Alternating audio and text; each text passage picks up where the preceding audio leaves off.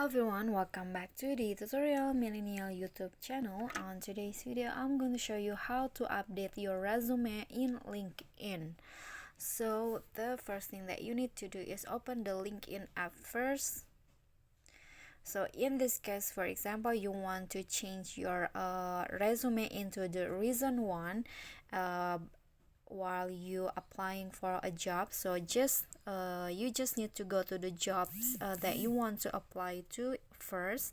For example, I want to apply into this job, and then click on this easy apply on LinkedIn and click next. And here is my previous resume. As you can see, the last use is on 2019, and I want to update it. Just click on the unselect first and then upload your recent resume. Click on that, and then okay, for example, I want to choose this one. So your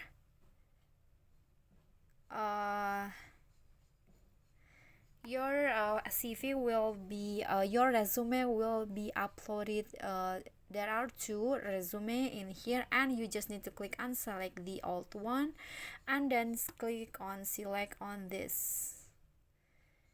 So just select it and then click on next.